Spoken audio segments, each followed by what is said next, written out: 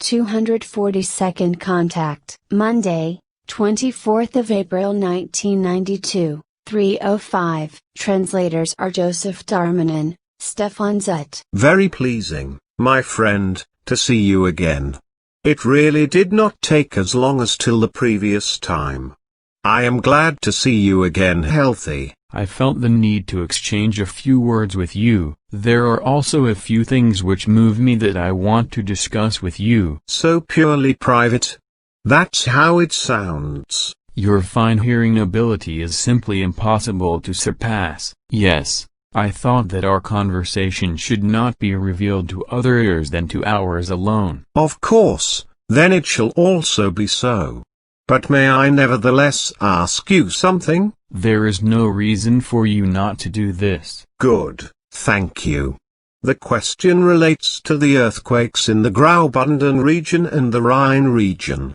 Many people are afraid that more severe earthquakes would occur there and that there would therefore be a great danger. What is this all about? Strong earthquake in the Streetgalen Rhine Valley, earth tremors of magnitude 4.5.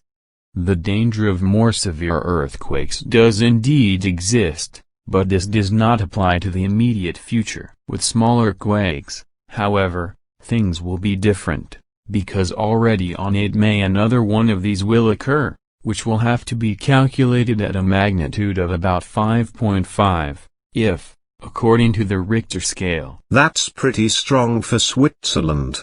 Is this related to the volcano that slumbers in the lower Rhine Valley and is expected to erupt again one day? Certainly, there is a direct connection with that.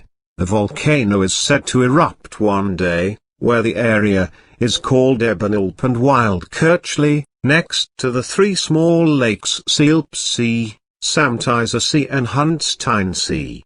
Am I right or wrong with that? The coming, however still distant, events will one day in fact happen there, or at least in the nearer surroundings, in case the situation should change somewhat due to whatever things that cannot yet be clearly seen today. Again stronger aftershock in Buchs area.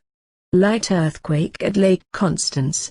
May I ask another question? Naturally. Has the humankind of Earth already reached the mass of 5,500 million? 5,500 million were already exceeded about 3 months ago. The humankind grows and grows. Drastic warning of the consequences. The human beings of Earth know in this regard neither rationality nor responsibility, as a consequence of which the human beings will continue to increase unstoppably in their number. The world income pyramid. However, this leads to a worldwide catastrophe, because there will soon no longer be sufficient water supplies, also not enough free land and no longer enough raw materials and food. The forests and nature reserves will have to be cleared and plowed, yet the land will still not be sufficient. The peoples will flee their homelands and flood the world with burning and murder. Everyone will be the next one for themselves and murder their own blood in order to survive a little longer. And even much worse things will happen if the human being does not soon stand still in her rage of procreating offspring and does not put a stop to the insanity of the rapidly progressing overpopulation. 21 million are refugees. Researchers see signs of life for a better world. Although this is not yet the case, however, the time is no longer far off when these things will emerge in visible form. Some things are already happening in this regard, but the human being of Earth seems to be blind, because he or she still doesn't recognize it. I know. The irresponsible ones also do not want to hear anything about these facts. Guido, for example, told me that during his lectures it would always be the case that many persons run away when he uses serious words about the overpopulation and its necessary decimation by means of birth stops etc. These insane and irresponsible ones appear to see a crime in the rationality and responsibility and in preserving the planet and the nature, the fauna and flora, and the human being as well as the life. They also belong to those whose fault causes many species of the fauna and flora to die out every day, all waters getting poisoned, the destruction of the ozone layer being able to continue raging and the cultivated soil to be destroyed? Unfortunately, you are all too right with your words, because many thousands of fauna and flora species are continually dying out on the earth. Every day at least 100 animal and plant species die out. Worldwide mysterious dying of frogs and toads. The climate change is progressing rapidly, with the southern hemisphere being particularly affected by it. The changes in climatic conditions make the agricultural harvest yields decline in both southern as well as northern regions. This will make the already mentioned flight of peoples from their lands unstoppable. Such flights of peoples will however in the future also increasingly occur as a result of war activities, a fact that is already beginning to become apparent in the former Yugoslavia, where millions of human beings will already be fleeing from the irresponsible warmongers and from the lustful for murder and bloodthirsty wannabe Rambos, whose only sense is longing for war and for murder and manslaughter. Which is also why a peace in Serbia is not yet recognizable, and why the UN troops there will also have to fail in their mission. Atrocities without end in Sarajevo, Ek and UN finally intervene. Artillery fire on Sarajevo.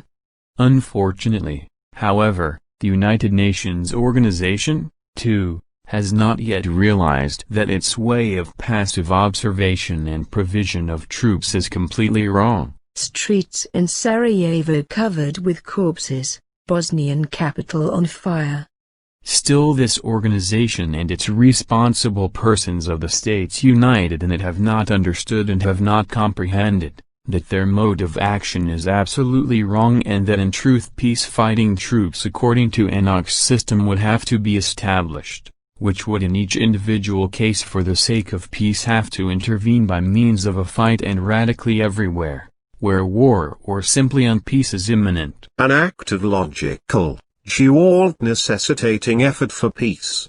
However, there is no action according to this, which is also why we already have the overburdening asylum seeker problem, which has already existed for years and is becoming ever grosser. Crazy people and other lunatics, who as a rule are simply ununderstanding, falsely humanized and irresponsible ones, are now even demanding that the politically more rational countries must open their borders to these asylum seekers, whilst not considering and not far-sighted enough to recognize that by doing so the asylum-granting countries are unrestrainedly inundated and thus slowly destroyed by the asylum seekers.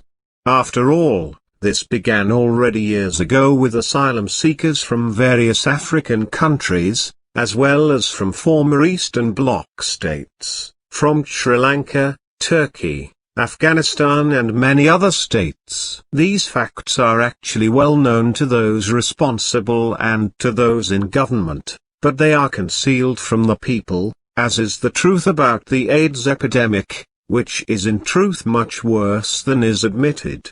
Also, the fact that AIDS is much worse than is admitted, this too is played down and concealed. The same applies to the use of the nuclear energies and many other things that are played down or concealed from the general public.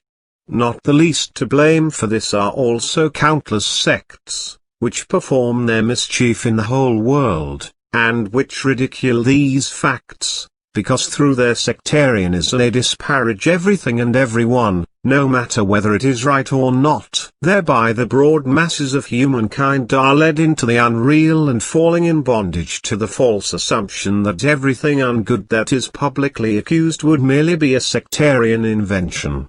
If then real and truth-containing warnings come from a competent party, then they are only laughed at. An absolute disregard for the warning is the consequence of this, and the warners are in the same way accused of being world improvers as the truly sectarian world improvers, who are truthfully only out of their irrational sectarianism spreading their rubbish and talking of godly punishment and godly salvation. Peace has no chance. Shocking what Yugoslav refugees report: raped, tortured, executed, atrocities like in Hitler's concentration camp. You drive the wedge into the right crack, my friend. Sarajevo, life in the face of death. Serbs in Croatia bombard German armed forces aircraft with relief supplies for Sarajevo. The pressure on the Bosnian warring parties is increasing. Let us, however, now speak of those things for which I came. Naturally,